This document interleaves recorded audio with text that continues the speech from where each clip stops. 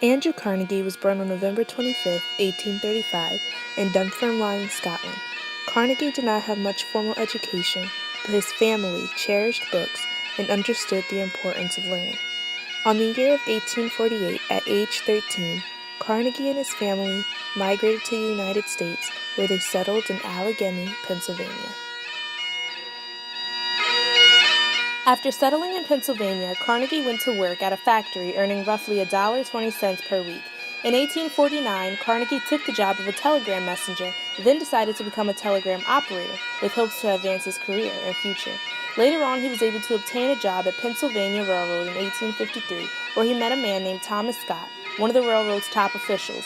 Through this new connection, Carnegie was able to expand his knowledge of the railroad industry and business. While working in the railroad industry, Carnegie made some investments, and with the return, he was able to leave the railroad industry and focus on other businesses. By 1875, Carnegie was dedicated to the steel industry and brought up a business called the Carnegie Steel Company. Carnegie's company was able to revolutionize steel production in America, developing technologies and methods that made the process of synthesizing steel faster. His business implemented vertical integration as he controlled every aspect of the business, from getting raw materials to transportation. Carnegie's business had an everlasting effect on America's economy and helped shape America as it is today. By 1889, Carnegie Steel Corporation was the largest business in the world. Although Carnegie was able to build the largest steel company America has seen in its time, it was not able to avoid revolts and protests. The Homestead Strike of 1872 occurred when Carnegie Steel Company tried to lower the employee wages. As a result, the workers refused to work, later turning violent as the tension between the managers and workers increased. Although Carnegie was not present at this time, many claimed that it was his fault for not properly regulating his managers. In 1901, Andrew Carnegie sold his company to J.P. Morgan for $200 million, making him the world's richest man.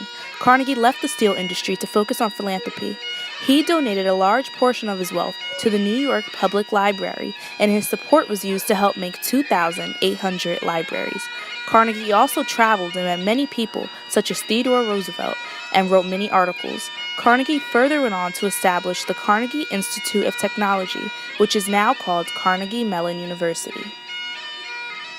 One of Carnegie's most famous and influential works was The Gospel of Wealth, which emphasizes on social Darwinism but illustrates that there are people who are willing to do the work and other people who are just plain lazy. The book signifies its firm belief of the unfair distribution of wealth, and that the wealthy people's duty was to donate and help the public. Carnegie went on living under his word as he donated a large portion of his wealth and helped the public. Andrew Carnegie had a lasting effect on America's history and future. He was able to make America one of the largest industrial manufacturers in the world, while also shaping the economy as it is today.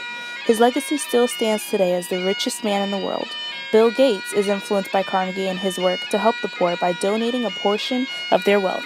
Today, many young people are being influenced by Andrew Carnegie through his university in Pittsburgh, Pennsylvania, and foreign countries like Qatar. Andrew Carnegie was an idealistic man who will never be forgotten, as his ideas and attitudes truly still guide Americans today.